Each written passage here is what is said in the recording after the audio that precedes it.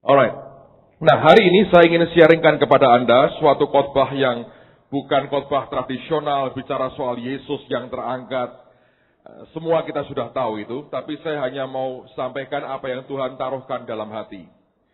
2 minggu lalu di School of Acts, saya sudah menyampaikan garis besarnya, tapi tidak detailnya. Dan hari Jumat yang lalu, saya sampaikan ini di Jakarta, dan jadi berkat bagi banyak orang. Dan saya merasa bahwa hari ini saya perlu menyampaikan kepada semua saudara, supaya semua kita bisa mengerti akan suatu hukum-hukum Tuhan yang berlaku dalam kehidupan kita. Saya mengerti beberapa kali saya sampaikan membuat orang susah untuk menangkap pada mulanya. Jadi saya minta dengan hormat, kalau Anda belum memahami, coba serap dulu. Nanti pada bagian terakhir akan lebih jelas apa yang saya maksudkan. Ini butuh konsentrasi ekstra dari setiap kita. Tapi kalau kita sanggup menangkapnya, ini akan membawa perubahan yang luar biasa dalam kehidupan kita sebagai orang percaya. Amen. Nah, sebagai dasar, mari kita lihat dulu Matius pasal yang pertama. Lihat ayat yang pertama. Inilah silsilah Yesus Kristus, anak Daud, anak Abraham. Aneh sekali Anda berkata, Pak, khotbah kok mulai dengan Matius 1 ayat 1 itu pemahamannya apa? Terus terang saya minta Anda di rumah nanti ya baca sampai dengan ayat 17. Karena ini bagus sekali untuk mengerti silsilahnya Yesus Kristus. Yang saya mau sampaikan kepada Anda adalah begini. Perhatikan kata silsilah ya. Dalam The Message, Alkitab The Message dikatakan, bukan dikatakan sebagai silsilah tapi the family tree atau pohon keluarga. Nah, ternyata kalau kita perhatikan di dalam kehidupan kita sebagai orang percaya, kita ini punya satu pokok yang paling kuat, yang paling utama, yaitu siapa? Yesus sendiri, dan kita ini carang-carangnya. Namun, kalau kita perhatikan dalam kenyataan Alkitab juga mengindikasikan kuat, nanti kita akan lihat berbagai macam contoh dan bukti, dan kita melihat akan kehidupan kita sebagai orang percaya pada hari ini, kita menjumpai suatu fakta bahwa ada namanya family tree dalam kehidupan rohani kita. Itu ada. Sebagai seluruh tubuh Tuhan di dunia ini, kita terhisap dalam family tree-nya Yesus Kristus. Tetapi sebetulnya setiap orang percaya itu punya pohon keluarga secara rohani atau spiritual tree masing-masing. Nah, kita terhisap pada pohon keluarga yang seperti apa akan menentukan kehidupan kita seperti apa. Contohnya, Anda perhatikan begini. Kata silsilah ini dalam seluruh perjanjian baru hanya 2 kali dipakai. Yang pertama di Matius tadi, yang kedua itu aneh. Lihat di Yakobus pasal yang ketiga, ayat yang ke-6. Lidah pun adalah api, ia merupakan suatu dunia kejahatan dan mengambil tempat di antara anggota-anggota tubuh kita sebagai sesuatu yang dapat menodai seluruh tubuh. Dan perhatikan, menyalakan roda kehidupan kita. Sedang ia sendiri dinyalakan oleh api neraka. Nah, kata roda kehidupan itu, kata yang sama diterjemahkan dengan silsilah di Matius 1 ayat 1 tadi. Dengan demikian, perhatikan saudara sekalian, saya mau gambar sesuatu. Bahwa ada yang namanya family tree dalam kehidupan kita. Ini akarnya ya, kalau itu pohon, ini akar, ini batangnya, ini cabangnya, dan carang-carangnya, ini akar-akarnya. Nah, ini family tree. Saudara terhisap dalam pohon keluarga seperti apa, kelak roda kehidupanmu akan bergulir seperti pohon keluarga di mana engkau berada. Tangkap ya. Kalau Anda tinggal pada pohon keluarga yang isinya orang-orang yang skeptik, hidupmu akan skeptik. Lihat orang yang disembuhkan, dia berkata, lorone hapus-hapusan. Gitu. Lihat orang buta melihat, dulu pura-pura buta, cuma buat untuk cari duit kok. Misalnya begitu. Orang mati bangkit, ki ora turu ngobrol obat tidur kakean kok. Mesti kayak gitu. Ya toh? Anda kumpul dengan orang yang skeptik, roda kehidupanmu skeptik. Ngerti? Nah, kalau ada orang diberkati, mesti gini, ayo yang bapaknya sugih warisan bapaknya itu kono kok heran. Selalu skeptik. Kalau Anda tinggal dengan orang yang tukang gosip, pohon yang isinya gosip, Anda akan terus ngomongin gosip di belakang. Kalau Anda kumpul dengan pohon yang tidak percaya, unbelief, Anda akan tidak percaya. Kalau saudara kumpul dengan pohon yang najis, keluarnya juga akan apa? Najis. Jadi roda kehidupan saudara dan saya ditentukan oleh family tree ini. Makanya perhatikan, ini penting kenapa? Karena begitu orang memulai perjanjian baru, orang mesti mulai membuka dengan Injil Matius. Ketika dia buka pasal pertama, orang harus mulai dengan ayat pertama. Dan di ayat pertama, Tuhan langsung sudah bicara tentang the family tree atau pohon keluarga. Saya beri istilah juga spiritual tree atau pohon rohani dalam kehidupan kita. Nah, Anda dan saya terhisap di mana menentukan akan roda kehidupan kita. Dengan kata lain, perhatikan pada Kejadian pasal yang pertama, ada istilah yang sedikit berbeda, tapi memberikan kelengkapan buat kita. Kejadian pasal pertama, lihat pada ayat yang ke-11. Berfirmanlah Allah, hendaklah tanah menumbuhkan tunas-tunas muda, tumbuh-tumbuhan yang berbiji, segala jenis pohon buah-buahan yang menghasilkan buah yang berbiji, supaya ada tumbuh-tumbuhan di bumi, dan jadilah demikian. Dalam bahasa Inggrisnya dijelaskan, dikatakan, and the fruit tree, dan pohon buah-buahan, that yields fruit according to its kind, yang menghasilkan buah sesuai dengan jenisnya. Jadi jenisnya ini pohon apa, buahnya akan mengikuti. Kalau ini pohon durian, buahnya buah durian. Kalau ini pohon mangga, buahnya buah mangga. Kalau ini pohon rambutan, buahnya buah rambutan. Jadi sekali lagi, kita ini terhisap dalam spiritual tree atau family tree yang seperti apa, maka buahnya itu akan dipengaruhi oleh di mana kita berada. Roda kehidupan kita itu akan warnanya sesuai dengan di mana sebetulnya kita dihisapkan pada pokok atau pohon keluarga ini. Dan Kejadian berkata, buahnya pun sesuai dengan jenis pohonnya. Jadi pohonnya baik, buahnya akan baik. Pohonnya buruk, buahnya akan buruk. Pohonnya pohon mangga, buahnya buah mangga. Nah, ini pengertian yang pertama harus Anda dan saya pegang. Lalu orang bertanya, Pak, apakah ada dasar ayatnya? Saya berkata, saya tunjukkan dengan 2 bukti minimal. Yang pertama, lihat di 2 Timotius pasal yang pertama, ayat yang ke-5. Sebab aku teringat akan imanmu yang tulus ikhlas. Jadi ada orang yang beriman tapi tidak punya ketulus ikhlasan. Ada itu. Tapi Timotius ini punya iman yang tulus ikhlas. Yaitu, dia jelaskan, iman yang pertama-tama hidup di dalam nenekmu Lois. Dan yang di dalam ibumu Eunike. Dan yang aku yakin hidup juga di dalam dirimu. Nah, perhatikan. Jadi pertama-tama yang punya iman yang tulus siapa? Neneknya. Siapa itu? Lois. Akarnya ini sudah imannya tulus ikhlas. Lalu nurun kepada anak dari Lois, yaitu Eunike. Yang ternyata adalah maminya Timotius. Ngerti? Lalu kemudian Timotius sebagai cucunya, dia menikmati akan warisan iman yang sama. Nangkep ya? Jadi family tree ini menentukan buahnya seperti apa. Timotius tinggal bersama dengan nenek dan ibu yang punya iman yang tulus ikhlas. Lalu akibatnya kalau kita perhatikan, dia mewarisi akan iman itu. Buah yang muncul dari hidupnya adalah iman yang tulus ikhlas. Itu bukti pertama. Bukti kedua, lihat di 2 Korintus pasal yang ke-12. Lihat pada ayat yang ke-18. Memang aku telah meminta Titus untuk pergi dan bersama-sama dengan dia aku mengutus saudara yang lain itu. Adakah Titus mengambil untung daripada kamu? Tidakkah kami berdua, Paulus dan Titus, hidup menurut roh yang sama? Dan tidakkah kami berdua, kami berlaku menurut cara yang sama? Perhatikan ya, Titus itu terhisap pada pohon yang namanya Paulus.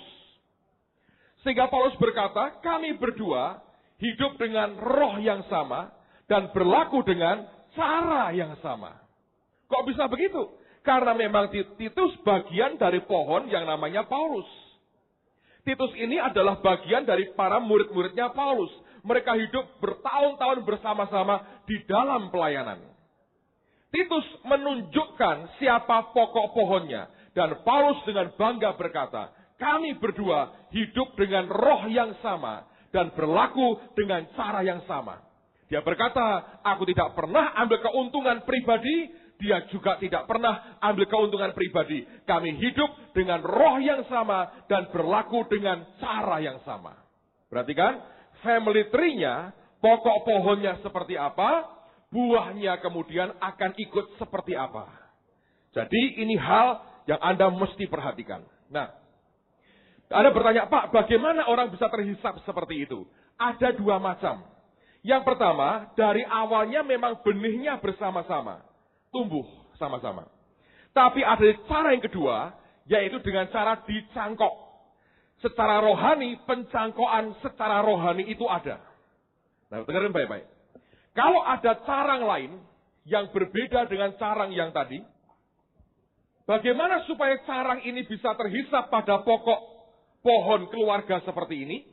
Tidak ada cara lain, dia harus dicangkok. Nah, lihat pada Roma pasal yang ke-11. Roma 11, lihat mulai ayat 16. Jikalau roti sulung adalah kudus, maka seluruh adonan juga kudus. Dan jikalau akar adalah kudus, maka cabang-cabang juga kudus. Karena itu apabila beberapa cabang telah dipatahkan, dan kamu sebagai tunas liar telah dicangkokkan di antaranya. Dan, perhatikan, setelah dicangkok apa yang terjadi? Dan turut mendapat bagian dalam akar pohon zaitun yang penuh getah. Janganlah kamu bermegah terhadap cabang-cabang itu. Jikalau kamu bermegah, ingatlah bahwa bukan kamu yang menopang akar itu, melainkan akar itu yang menopang kamu. Nah, perhatikan. Ada yang dicangkokkan, ketika dicangkokkan, apa yang terjadi? Dia akan turut ambil bagian, mendapatkan bagian dari akar yang penuh getah. Kekayaan rohani yang begitu limpah, itu juga dinikmati oleh carang atau cabang yang dicangkokkan pada family tree ini. Tapi Paulus berkata, kamu jangan bermegah, karena bukan kamu yang menopang akar, tapi akar yang menopang kamu. Perhatikan, saudara. Jadi sebetulnya dalam kehidupan kita sebagai orang percaya, inilah pentingnya persekutuan, inilah pentingnya gereja lokal, inilah pentingnya terhisap di mana kita, karena menentukan kelak seperti apa kita akan tumbuh.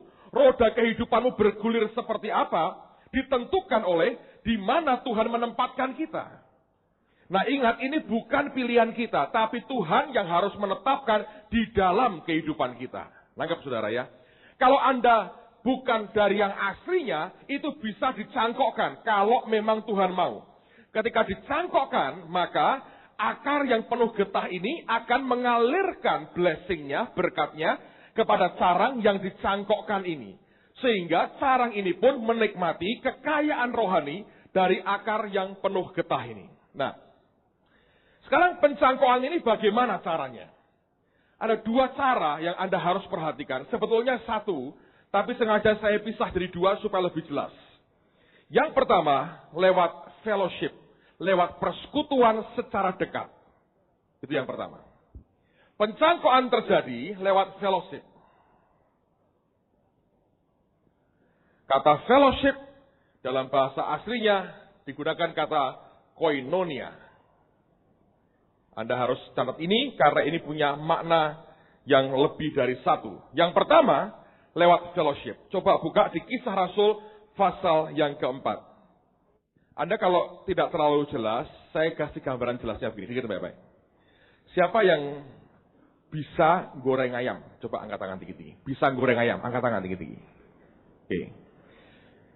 Siapa yang bisa, ya, saya belikan burger, roti itu ya. Terus Anda beli daging, terus Anda tempelkan gitu, Anda kasih saus, Anda jual, itu di luar ada roti ya, jual burger tuh. Siapa yang kira-kira ya, kalau dikasih begitu, Anda bisa membuatnya. Ada roti, ada dagingnya, kan tinggal beli, terus kasih saus jadi hamburger. Siapa yang bisa? Tolong, angkat tangan.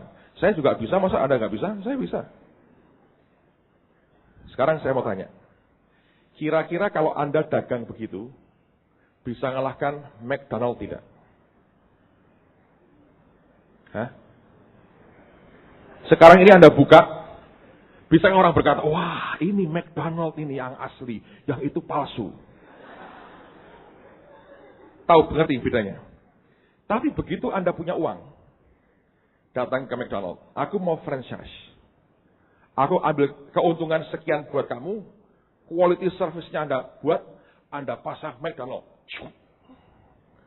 Orang tidak lihat saudara yang walaupun kalau masuk ini itunya mungkin rasa jorok saudara tadinya.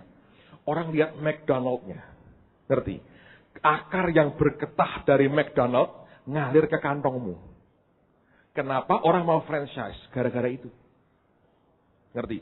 Orang dunia itu ngerti, saudara. Ngerti. Kalau mereka punya kemampuan, mereka nyangkoknya kepada yang kelihatan telak-telak ada untungnya. Kalau mau menjelang bangkrut Anda cangkok, nyangkut duitmu, bablas bangkrutnya, saudara. Ngerti? Itu orang dunia aja paham. Sebetulnya dunia itu niru Alkitab. Ngerti? Supaya gampang mudahnya ceritanya itu dulu. Tapi sekarang kembali ke firman. Kisah 4:13. Dengerin ya. Luar biasa nih.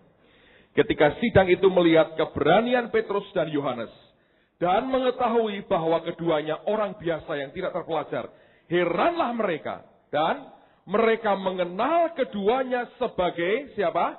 Pengikut Yesus. Bahasa Inggrisnya bagus. Mereka mengenal keduanya bahwa mereka pernah bersama-sama dengan Yesus. They had been with Jesus. Mereka pernah bersama dengan Yesus.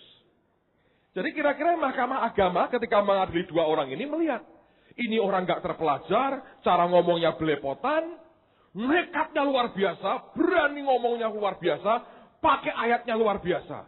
Lalu mereka ingat, ini kayak siapa ya dua orang ini? Oh, kayak Yesus.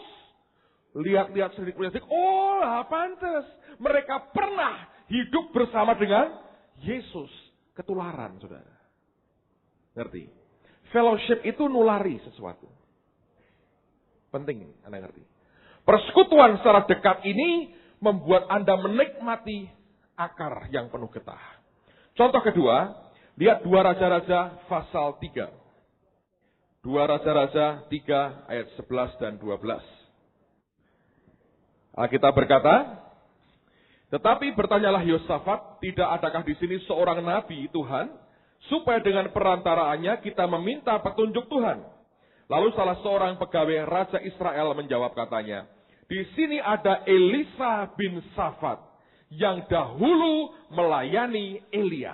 Lihat, ketika orang tanya apa ada yang dapat firman Tuhan, yang punya firman.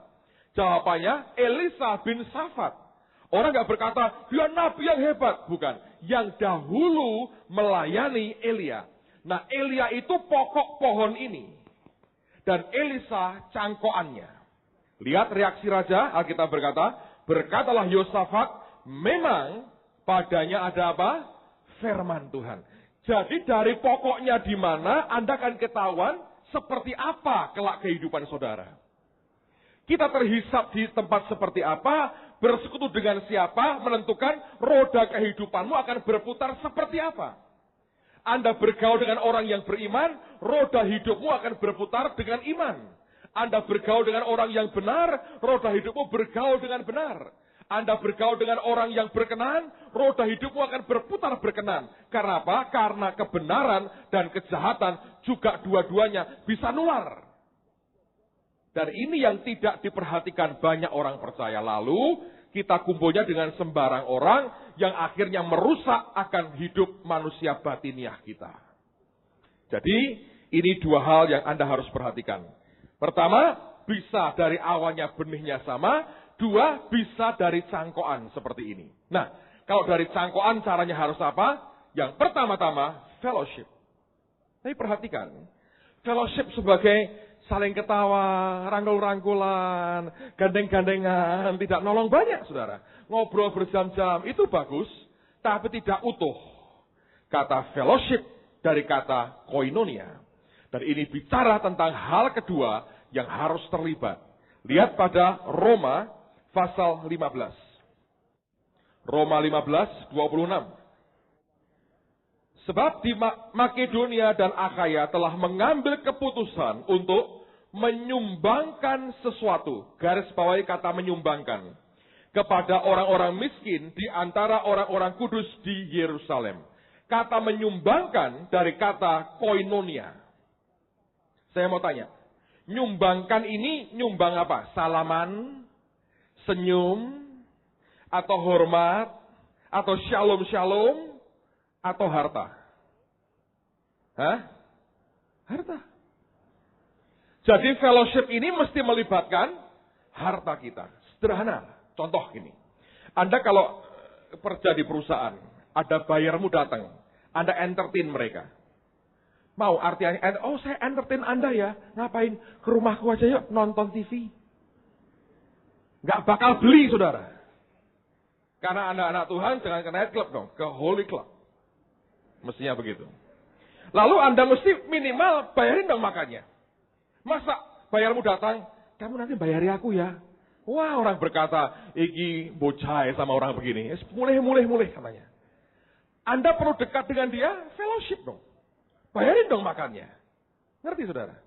Nggak bisa cuma, iya Pak, iya. Orang bakal tuku, saya percaya. Orang dunia ngerti soal itu saudara. Orang Kristen belum memahami. Nah, secara rohani, hal yang sama berlaku. Keterlibatan secara keuangan, itu tidak bisa dilepaskan. Kata koinonia, diterjemahkan menyumbang, di Roma 15:26. 2 Korintus 9, lihat. Ayat yang ke-6. Camkanlah ini. Ini di gereja-gereja dibaca kalau menjelang persembahan. Biasanya orang, ngerti-ngerti jaluk duit, gitu kan saudara ya. Tapi ini firman loh, firman. Saya tidak jaluk duit hari ini. Saya sharing firman Tuhan. Camkanlah ini, orang yang menabur sedikit akan menuai sedikit juga. Dan orang yang menabur banyak akan menuai banyak juga. Hendaklah masing-masing memberi menurut kerelaan hatinya. Janganlah dengan sedih hati atau karena paksaan. Sebab Allah mengasihi orang yang memberi dengan sukacita. Dulu ketika saya belum bertobat ke gereja, pendeta membacakan begini, saya berkata, aku sukacitanya Rp5 kok. Jadi saya memberi Rp5 karena kan harus dengan sukacita. Kayak selawe, aku sedih. Tuhan tidak mau. Rp5 katanya, zaman dulu. Lama-lama membuat tambah melarat kayak begitu saudara. Ayat 8. Dan Allah sanggup melimpahkan segala kasih karunia kepada kamu, supaya kamu senantiasa berkecukupan dalam segala sesuatu, dan malah berkelebihan dalam pelbagai kebajikan. Seperti ada tertulis, ia membagi-bagikan, ia memberikan kepada orang miskin, kebenarannya tetap untuk selamanya. Ia yang menyediakan benih bagi penabur dan roti untuk dimakan, ia juga akan menyediakan benih bagi kamu, dan melipat gandakannya, dan menumbuhkan buah-buah kebenaranmu. Kamu akan diperkaya dalam segala macam kemurahan hati, yang membangkitkan syukur kepada Allah oleh karena kami. Sebab pelayan kasih yang berisi pemberian ini, bukan hanya mencukupkan keperluan-keperluan orang-orang kudus, tapi juga melimpahkan ucapan syukur kepada Allah. 13 perhatikan. Dan oleh sebab kamu telah tahan uji dalam pelayanan itu, mereka memuliakan Allah karena ketaatan kamu dalam pengakuan akan Injil Kristus, dan karena kemurahan hatimu dalam membagikan, garis bawahi kata membagikan, segala sesuatu dengan mereka dan dengan semua orang. Kata membagikan dari kata koinonia. Ingat, ini kaitannya dengan masalah persembahan kita kepada orang-orang miskin, kepada orang Kristen yang lain. Dan Alkitab berkata, kata membagikan dari kata yang sama, yaitu koinonia. Fellowship ini hanya terjadi kuat kalau secara keuangan terlibat ternyata. 2 ayat lagi, saya mau share apa yang Tuhan kerjakan dalam beberapa minggu ini. Dan Anda akan terkejut karena ini kebenaran yang luar biasa. Lihat Filipi pasal yang pertama. Filipi pasal pertama, lihat pada ayat yang kelima. Aku mengucap syukur kepada Allahku karena persekutuanmu dalam berita Injil, mulai dari hari pertama sampai sekarang ini. Kata persekutuan, NIV menerjemahkan sebagai partnership. Engkau jadi partnerku sejak awal dalam pemberitaan Injil. Ayat 7, ini yang luar biasa. Memang sudahlah sepatutnya aku berpikir demikian akan kamu semua, sebab kamu ada di dalam hatiku. Oleh karena, perhatikan, kamu semua turut mendapat bagian dalam kasih karunia yang diberikan kepadaku. Nah, aneh. Kenapa orang Filipi, Paulus berkata, kamu semua orang Filipi turut mengambil bagian dalam kasih karunia yang diberikan kepadaku. Kenapa? Ada reasonnya. Dengan jemaat lain, Paulus tidak ngomong begitu. Hanya kepada orang Filipi. Alasannya adalah, pada pasal yang keempat dari Filipi ini, kita akan melihat suatu kenyataan berbeda. Filipi 4, lihat pada ayat yang ke-15. Kamu sendiri tahu juga, hai orang-orang Filipi, pada waktu aku baru mulai mengabarkan Injil ketika aku berangkat dari Makedonia, tidak ada satu jemaat pun yang mengadakan perhitungan hutang dan piutang. Bukan hutang piutang. Giving and receiving. Memberi dan menerima. Dengan aku selain daripada kamu. Nah, ini reasonnya. Oleh karena mereka tahu soal giving and receiving, Paulus berkata, kamu turut ambil bagian dari kasih karunia yang aku dapatkan dari Tuhan. Mereka sebetulnya bagian daripada fellowship-nya Paulus yang luar biasa. Hanya jemaat ini yang ternyata tahu soal rahasia ini, saudara. Saya mau ulang sekali lagi. Ini ada pohon keluarga. Bahkan pohon rohani. Anda terhisap di mana karena kehendak Tuhan. Akan menentukan saudara akan berbuah seperti apa. Roda kehidupanmu bergulir seperti apa. Untuk bisa terhisap, butuh fellowship, butuh koinonia. Dan fellowship atau koinonia ini bukan sekedar kumpul dengan dekat. Tapi terlibat keuangan kita. Alkitab berkata, di mana hartamu, di situ hatimu. Nah, sekarang saya mau saksi pada saudara. Sebagian dari Anda sudah pernah mendengar ini. Tapi saya mau ulang lagi untuk Anda ngerti akan the whole picture. Gambaran keseluruhan. Kami mulai gereja, kita mulai gereja tahun 91. Dan Anda yang ikut dari awal tahu betapa susah payahnya masa-masa itu. Berat sekali. Keuangan tidak ada, semuanya berat. Jemaat gak bisa tumbuh. Saya masih ingat selama setahun lebih untuk bisa nembus angka 25 orang dalam kebaktian pagi seperti ini. Susahnya luar biasa. Ini yang di panggung ini sudah berapa saya nggak tahu. Ini dulu 25, ngumpulkan 25 aja. Setengah mati, saudara. Nah, dulu orang berkata begini, kamu salah pilih tempat. Kami sewa di Wisma Gajah Mada, ya, yang bersebelahan dengan gedung Betani. Nah, itu mereka berkata, kamu salah pilih tempat. Singkat cerita, saudara, saya berkata, terus terang hati saya teriritasi ini. Karena setiap kali minggu lewat tempat itu, saya lihat Betani banyak orang masuk, tempat yang kami pakai sepi. Sana makin tumbuh, sini tetap. Kemarin hari itu, besoknya tetap sama. Yesus tidak boleh berubah dan tidak berubah. Kita mesti berubah. Nah, kami nggak berubah-berubah. Nah, Anda kalau manusia biasa seperti saya, kita bukan Superman, lihat pemandangan seperti itu, ini bahayanya. Tanpa sadar, daging kita mulai muncul. Nah, akan muncul sikap iri hati. Kompetisi yang tidak sehat mulai muncul. Mau bersaing, kita merasa kalah, lalu akhirnya kita telan sendiri. Dan sadar, aku kok tidak seperti dia ya, kok nggak seperti itu ya. Lama-lama hati teriritasi. Suatu hari ini terjadi, saya singkat ceritanya. Mereka buat KKR, undang kalau nggak salah Pak Timotius Arifin. Bludak yang datang, saudara. Nah, gedung Wisma Gajah Mada itu parkirnya luas sekali, tapi yang kebaktian selawe 25. Betani itu parkirnya nggak ada sama sekali waktu itu, yang datang banyak sekali. Jadi satpamnya itu rohani banget. Mereka berkata, ini kan sama-sama Yesusnya. Sana Yesus rame, sini Yesus sepi katanya. Yesus rame nggak punya parkir, Yesus sepi punya parkir nggak dipakai. Kan sama-sama Yesusnya pasti tidak marah. Saya buka saja pintunya, lalu mobil sebelah bisa parkir di sini, bayar parkirnya ke siapa? Ya ke dia. Dia kantongin duit, kan sama-sama Yesusnya, si pendetanya pasti tidak marah. Ternyata marah. Saya masuk ke sana, saya pikir, wih, pertumbuhan gereja mendadak, parkir langsung penuh. Memang orang kalau lagi begitu tuh GR-nya luar biasa. Ngerti? Wah, saya sudah, wah, luar biasa. Hari ini gaya seminar aku. Bagaimana bertumbuh mendadak. Lalu yang terjadi, saya lihat orang-orang turun dari mobil, saudara. Turun bawa Alkitab. Dia kunci pintu mobilnya. Terus setelah turun, bukannya masuk ke dalam, tapi keluar. Sampai saya rem itu mobil saya lihat kemana mereka. Saya berkata, mau bilang, om nyasar, masuk. Ternyata nggak sempat keluar, dia keluar ke Betani.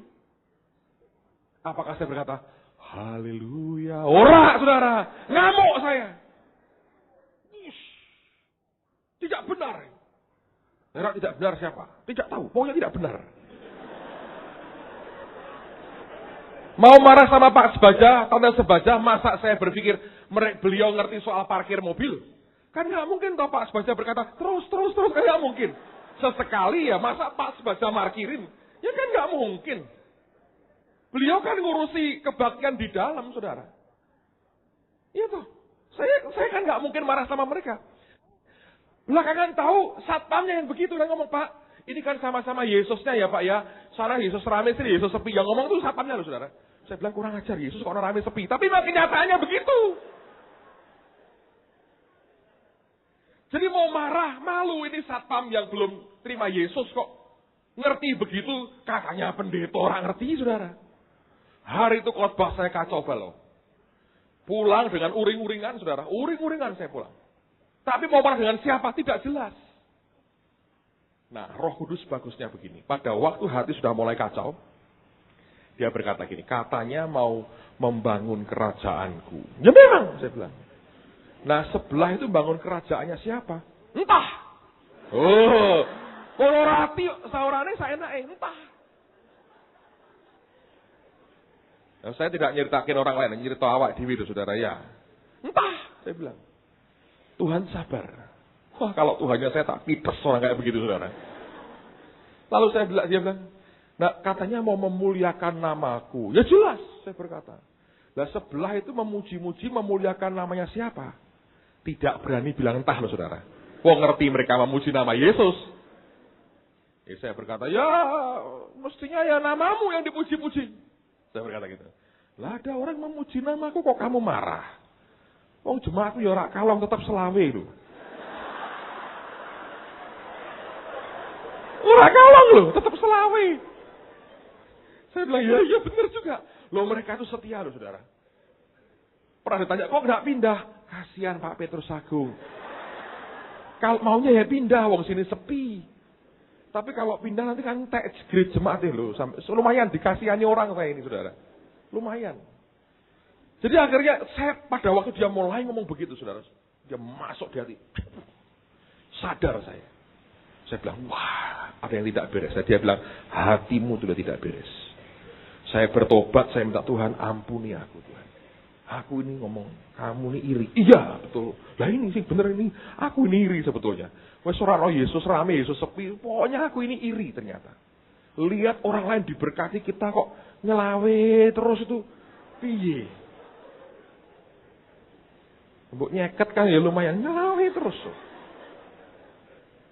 Yang dari luar pulau bingung ngomong apa nih orangnya. Nah, dia berkata hatimu itu nggak beres. Saya bilang iya Tuhan. Saya bertobat, saya minta ampun. Dia berkata gini, kamu ingin bebas dari hati kayak begitu? Iya Tuhan, ini nyiksa aku nih, sudah setahun. Setiap satu stres, saudara. Karena bayangkan besok saya lihat apa? Dulu kan Gajah Mada satu jalan, saudara. Kalau mau ke gedung yang kami sewa, mesti lewatin Betani. Nah, untung ada orang kayak Pak Bianto tuh setia dari dulu ya Pak ya. Lumayan. Saudara, apa yang terjadi? Pada waktu saya berkata, engkau mau lepas dari itu? Mau Tuhan. Dia berkata, berkati dong Betani. Mereka lagi bangun. Lah berapa Tuhan? Lakuin duit piro? Ya enggak banyak, ya kabeh toh.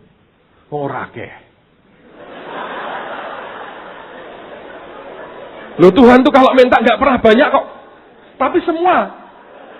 Nggak pernah banyak. Loh, semua belum tentu banyak. Loh, ya kan? Ini, makanya saya bilang, Tuhan nggak pernah minta banyak. Kabeh. Senin saya langsung ke kantor. Saya tanya sama staf saya. Di kantor, lupa siapa itu. Di kantor waktu itu. Kita punya uang berapa? 2,5 juta, Pak. Saya minta semua. Loh, buat apa? Nyumbang Betani. Oh iya, kasih dong. Uang 2,5 itu buat apa? Pak Marso aja kita ngangsur sebulan dibayar diangsur 3 kali. Tanpa bunga lagi. Nah kalau sampai sekarang ya masih mau melayani Tuhan itu luar biasa loh saudara ya. Makanya saya berkali-kali berkata pada Bu Marso, tolong dirawat dengan baik. Nah enggak, wah berat.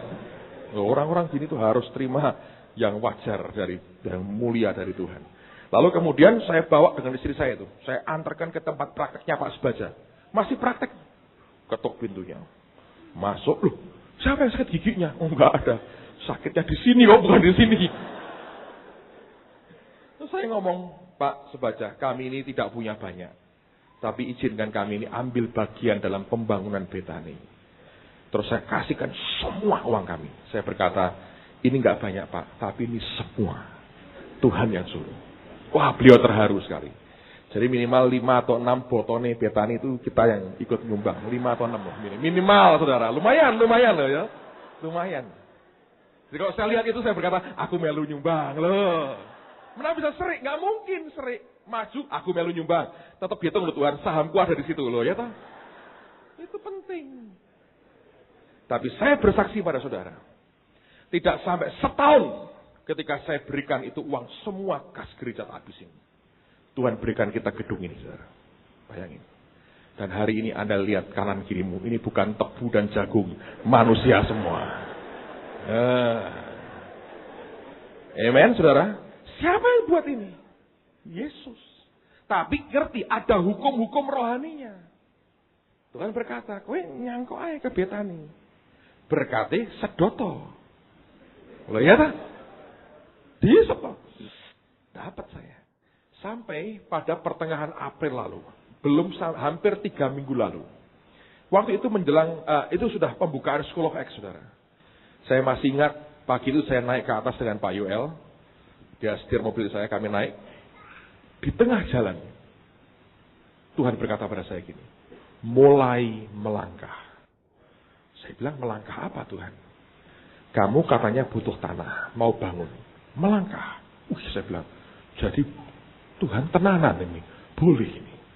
Saya telepon Pak Andreas langsung, saya berkata, Pak Andreas tolong cari tanah. Beliau cepat sekali kerjanya, dapat lihat, singkat cerita ya, bagus. Dan waktu itu, tak minta harga, terus saya bilang, tawar, coba ditawar. Mereka lagi tawar-menawar, dan pertama kita pikir 2 hektar aja. Kita bangun 5.000 untuk parkir sisanya, memadai. Ternyata saudara, Anda ngerti, 2 minggu lalu kan John datang ke sini, ya, dengan Rob Thompson. Habis khotbah di radio, mau ke tempatnya Pak Timotius, saya hampir tidak ikut sebetulnya. Tuhan ngomong di sini, kamu ikut. Jadi saya ikut satu mobil dengan Pak Ardian, di jalan itu ngobrol soal gedung. Dia tanya Brother John-nya, Robnya diam aja saudara. John tanya dengan saya, kamu mau apain di gereja pastor? Saya bilang, kita nggak punya choice, kecuali kita mesti pindah, beli tanah dan bangun. Kamu butuh berapa banyak? Saya bilang, sekian luasnya minimal. Oke, terus dia berkata, lalu kamu butuh uang berapa untuk tanahnya? Saya bilang, kira-kira kurang lebih ya, saya bilang mungkin ya hampir 6 miliar lah kalau 2 hektar. Mendadak Rob Thompson ngomong begini, aku ambil bagian 60.000 US dollar. Saya kaget. Baru beberapa hari Tuhan ngomong mulai melangkah, ini orang ngasih 60.000 US dollar. Dia bilang nanti November aku datang, aku kasih bawa duitnya 60.000 US dollar. Saya bilang thank you, saya bilang puji Tuhan. Sambil mikir saya, waduh, dan sudah nompo begini tidak bisa mundur. Kalau ini keliru bukan dari Tuhan, gawat saudara. Ya, berat sekali. Tapi Tuhan itu luar biasa. Luar biasa. Rupanya saya belajar begini. Waktu Tuhan berkata, taburi. Wah ini saya ngambil pohon beringin sing gue ini rak karuan saudara. Bukan beringin ini, pohon oak mungkin kalau di Amerika ya Bu Prawiro. Wah, ini nyedot sampai warak-warak tidak habis ini. Dia bilang, belajar dari dia. Nempel, cai, berkati. Masuk nyangkuk, ceblus, cedot. 60.000 nyedot pertama, saudara. Luar biasa. Dan orang mulai memberi, orang mau saya berkata, ini ada apa? Belum sampai diserahkan, saudara. Inilah, saya belajar. Ini ada akar, ada pohon bagus. Dan bilang, nyangkok. Cus. Kalau tidak disuruh Tuhan, tidak bisa. Tetap ini harus kehendak Tuhan. Tidak Anda akan mendewakan manusia. Ngerti? Tapi ini saya cerita, karena Tuhan suruh. Dan yang kami alami, Tuhan yang perintah. Luar biasa. Kemarin saya di Bandung, ketemu anak Tuhan. Dia waktu berterjun datang di Jakarta, dia ingin nabur. Doa Tuhan, aku pengen memberi berapa? Tidak ada jawaban. Istrinya marah, memang kamu ini kikir. Bukan kikir, aku berdoa gak ada jawaban. Tanya sama saya, sama ribut sama suami. Saya bilang ini, kalau gak ada jawaban Tuhan, diam aja, tidur dengan nyenyak. Oh gitu ya Pak ya, puji Tuhan katanya. Dia puji Tuhan, besok malam yang sama Tuhan rupanya ngomong. Nah, kamu dulu gak ada jawaban toh, sekarang nabur untuk gerejanya Petrus Agung $10.000. Nah itu mau Tuhan, langsung ngirim ke kita $10.000 saudara, untuk gereja. Ini Tuhan. Bu Prawiro tadi pagi ikut ambil bagian, kita diberkati saudara, luar biasa. Nanti siang kita mau berdoa, kita mau koleksi dengan minyak akan tanah itu supaya segera lunas dan rumah Tuhan dibangun dengan cara Tuhan. Amen. Dengar baik-baik. Nanti setelah saya selesai sampaikan firman, saya mau tunjukin beberapa gambar kepada Anda. Saudara akan kaget lihat ini. Tuhan sudah melangkah jauh sebelum bahkan kita digerakkan sekalipun. Luar biasa lah kita. Tapi ini pengalaman real. Nah, apa yang Anda perlu waspadai ketika Anda bicara soal pohon kehidupan seperti ini? Lihat ya. Ketika carang ini, ya, kelak makin besar dan dia sendiri punya daun dan dia punya buah. Bahayanya adalah yang namanya kesombongan. Alkitab berkata, bukan cabang yang menopang akar, tapi akar yang menopang cabang. Biasanya adalah begini. Ketika orang makin tumbuh, orang makin kuat, keuangannya makin limpah, dia berkata, "Okay, I don't need you anymore. Aku tidak butuh kamu lagi." Dan dia potong dirinya dari pokok ini dengan kedagingannya. Apa yang terjadi? Saudara akan lihat, kekayaan akar yang penuh getah ini tidak akan lagi mengalir di sini. Dan biasanya ini akan jadi kerdil. Mungkin mati tidak. Tapi dia akan masuk dalam kapasitas murninya dia. Dan tidak menikmati dari pokok yang utama. Dari mana tahu? Coba buka Kejadian pasal 13. Lihat mulai ayat 1 sampai dengan ayat yang kelima.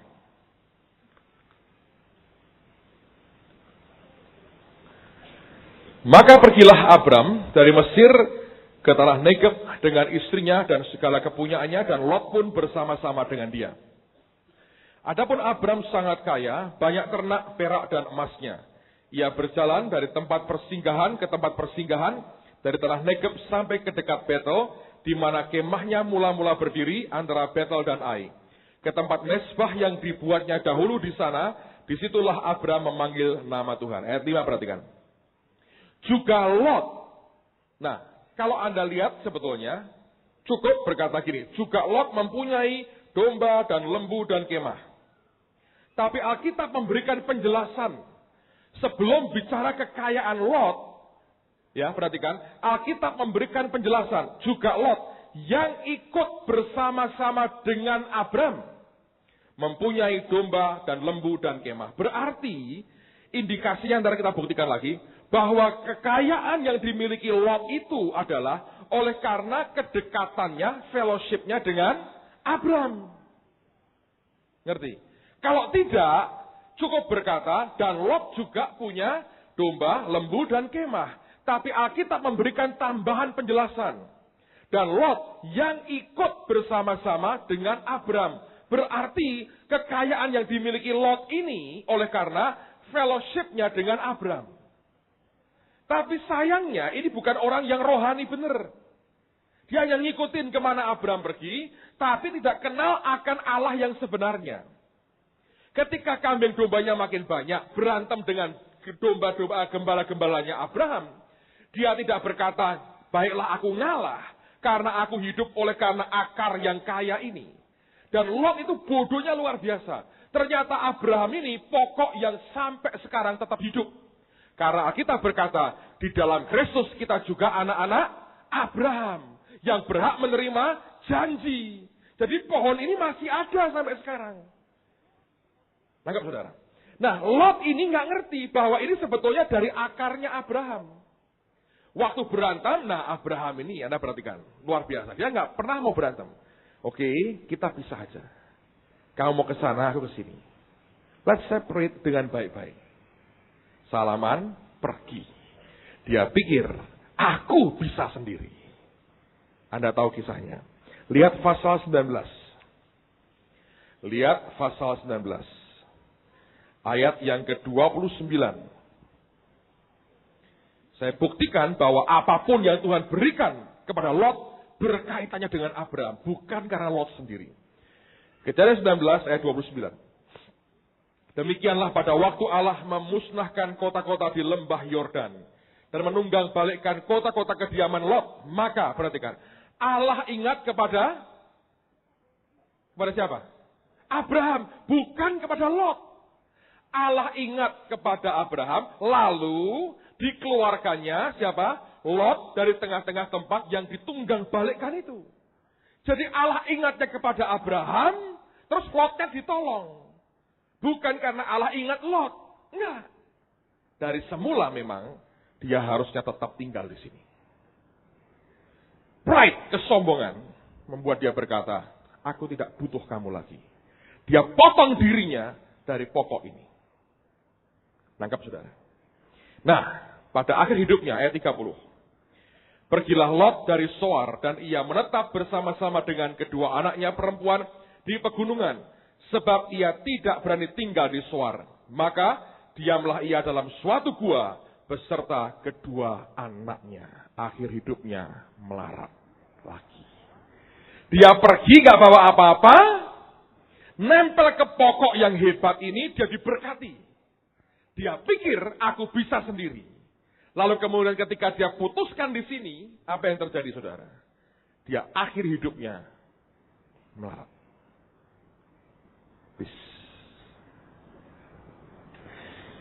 Ini yang kita harus perhatikan.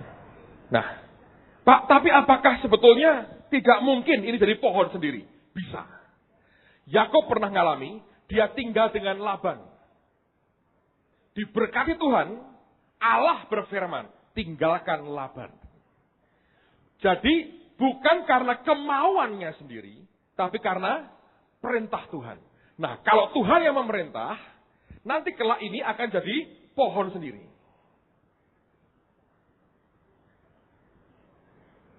Mungkin lebih gede dari pohon yang pertama.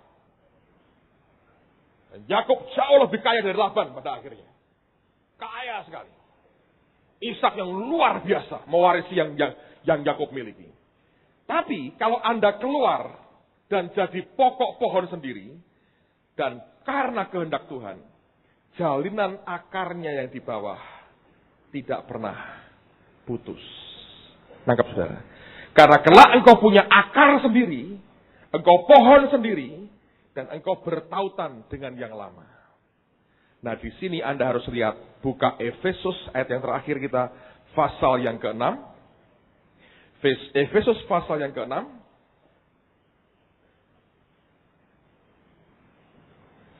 Ayat 1, 2, dan 3. Dan kita akan selesai dengan ini. Efesus 6, ayat 1, 2, dan 3. Hai anak-anak, taatilah orang tuamu di dalam Tuhan, karena haruslah demikian. Kata harus bukan berarti pilihan, itu tidak ada pilihan. Hormatilah ayahmu dan ibumu, Ini adalah suatu perintah yang penting. Sudah keharusan, tapi itu perintah dan ini penting. Seperti yang nyata dari janji ini. Supaya kamu berbahagia dan apa? Panjang umurmu di bumi. Kata berbahagia juga artinya to prosper, berkelimpahan. Supaya engkau bahagia, engkau berkelimpahan. Dan dikatakan panjang umurmu di bumi. Saya cerita satu lagi dan kita akan selesai. Saya dibesarkan, menurut saya, dari pokok yang namanya keluarga Sangakala, yang namanya Pak Adi Sutanto. Dan sekarang, sekian tahun kemudian, ya saya yakin saya dijadikan pohon sendiri oleh Tuhan. Cuman jujur saya berkata, saya tidak pernah memutuskan diri saya dengan beliau. Dalam banyak hal, Tuhan berikan kepercayaan yang berbeda dengan Pak Adi. Pak Adi ini kalau ketemu dengan saudara yang sekian banyak itu gemetar. Terakhir mau khotbah itu saya paksa dan tanda petik saya ancam sedikit. Lalu dia mau khotbah dengan kita. Itu pun sudah kacau khotbahnya. Saya tahu gemetar, nyaris tidak keluar suaranya. Getarannya terlalu banyak. Dokter.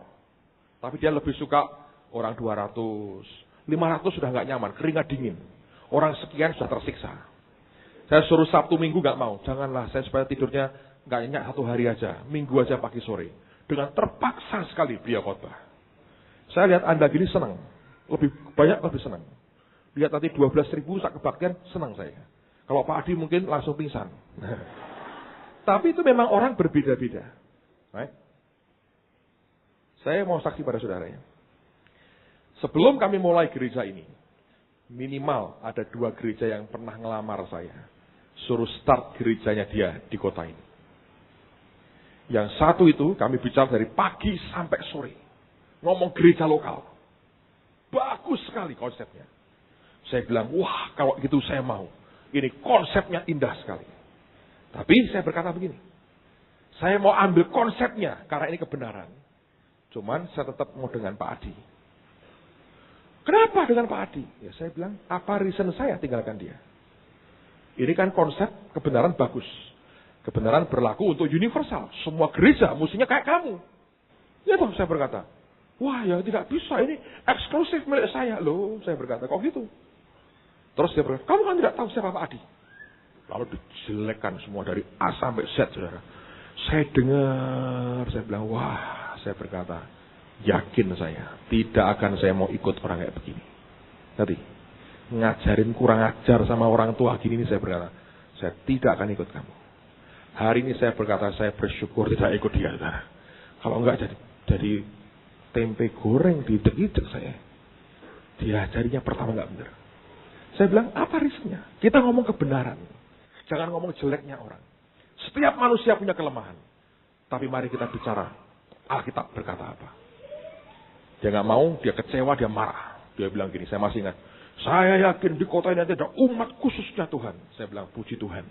Tapi aku tidak mau kurang ajar. Saya tahu dari mana saya berasal. Saya beritahu saudara ya. Kami tidak punya kewajiban untuk lapor apapun ke beliau. Tapi soal tanah ini dalam seminggu ini saya sudah 2 kali telepon ke Amerika. Hanya untuk memberitahu cerita. Bayar sendiri saudara. Cerita. Supaya beliau ngerti. Senang, dia senang, saya juga senang. Itu aja. Dan Tuhan tadi pagi berkata, sikapmu itu membuat engkau berbahagia dan prosper dan diberkati. Anggap saudara. Anda dengan orang tuamu juga jangan kurang ajar. Satu hari Anda boleh pinternya kayak apa. Anda tetap lahir dari rahim ibu yang sama. Jangan kurang. Anda diberkati, berkati orang tuamu. Amen, saudara. Oh, jurun pak-umpaan. Walah, mamiku opo, raiso opo. Nanti tiba-tiba ada pikun, baru tahu rasa. Masih nom pikun, orang bilang, aku raiso opo. Kok kaya otak ngomong ki. Nabur itu nuwe, saudara. Jangan kurang ajar dengan orang tua. Didik anakmu, jangan. Sebab kalau kita hormat saja kepada orang tua, Alkitab berkata, bahagia hidupmu, prosper, berkelimpahan, dan panjang umurnya. Tapi kan saya doa, lor sakit-sakitan ngapain? Kalau panjang dan sakit-sakitan ngenteki duit, saudara. Tapi kalau bahagia itu artinya Allah memberikan kesehatan, prosper, berkelimpahan, dan panjang umurnya. Nikmati Tuhan yang luar biasa. Jangan kurang ajar sama orang tua. Anda boleh lebih hebat kayak apapun. Orang tua tetap orang tua. Ngomong ini. Ada pokok. Ini penting buat kehidupan kita. Karena kalau sudah diberkati, kasih duit orang tua. Berkati. Bangunin rumah. Beli mobil kalau perlu. Supaya mereka bahagia. Bagus. Amen, saudara. Pegang. Supaya engkau berbahagia. Sekalipun Anda nanti diberkati lebih hebat dari orang tuamu. Itu kebahagiaan mereka. Tapi jangan anggap ringan. Saya berdoa, saya belajar, saya mau katakan ini. Supaya kita mengerti. Nah, terakhir. Minggu depan lah kita akan, hari Minggu atau minggu berikutnya saya masih banyak waktu untuk dengan saudara. Kita akan bicara lebih jauh. Saya mau ngomongnya saudara. Pokok ini hebat. Ada satu raja yang terjepit. Dia teriak. Engkau berjanji kepada Abraham, sahabatmu Tuhan. Tuhan ingat dia, ditolong. Berapa kali keluarganya Daud ditolong? Karena Daud. Tuhan berkata. Anda ingat Elisa didatangi janda, yang anaknya hampir diambil oleh tukang yang ngutangin dia. Dia berkata, suamiku, hambamu itu sudah mati. Dan engkau tahu dia setia. Hambamu Elisa. Istrinya ingetin, cangkokin ke Nabi. Bertindak nabinya. Itu sebetulnya dari sini. Dan dia tertolong. Minyak tidak habis. Amen, saudara. Kalau Anda jadi orang tua, itu berkatnya kepada anak cucumu. Selama mereka tidak kurang ajar. Kalau kurang ajar, didoakan. Anda tahu cerita anak yang hilang? Prodigal son? Si bungsu ini berkata, aku mau pergi. Kere jadinya, saudara. Benar? Jadi kere. Yang disulung ya goblok. Nempel, meneng we. Orang tidak pernah nyedot. Garing, saudara. Ngerti? Nempel nyedoten. Gitu loh. Saya satu nih, kemajuan. Makanya itu. Direm sama setan, sama dijoroki sama setan. Aku bisa dewe. Tadi kiri. Nempel gak nyedot. Kiri juga. Bapak bilang, kok kiri kabeh anakku. Dia berkata, tak ajari sekarang. Kamu punya akar yang penuh getah. Ambil kekayaan surga. Dan mestinya jadi bagian dari kehidupan kita. Tutup Alkitab, kita sembahyang sama-sama. Boleh angkat tangan di hadapan Tuhan. Hamba berdoa, apa yang pohon keluarga dari gereja ini miliki, alirkan kepada anak-anak-Mu Tuhan demi nama Yesus. Kami gereja yang tidak berhutang. Kami gereja yang tidak punya hutang. Kami bukan gereja yang miskin. Kami berkata demi nama Yesus tidak ada orang miskin di antara kami. Semua yang terlibat hutang kami katakan bebas dari hutang dalam nama Yesus. Kami gereja yang kenal akan hati Tuhan. Biar dialirkan di dalam nama Tuhan Yesus. Kami menikmati akan hadirat Allah yang tangible, yang real. Dinikmati dalam hidup anak-anak-Mu Tuhan. Memiliki hati yang jatuh cinta dengan Yesus gila-gilaan. Dan mau sampai ke garis akhir dengan tuntas bersama dengan Engkau. Alirkan Tuhan di dalam nama Yesus. Alirkan di dalam nama Yesus. Kekudusan Tuhan juga dialirkan dalam nama Yesus. Hidup menyenangkan Tuhan setiap saat. Alirkan dalam nama Yesus. Syakara syata kara syete kere mahasyata. Sekere mahasyata kara pasete kara pasakara. Jangan diam, terima. Jangan diam, terima. Syete kere besyete karanada karamanta karolono moto koromo. Rete kasyete kere mente korolo to korolo moto karaba. Rata hasete kere mente korre mata karaba. Yete kere mente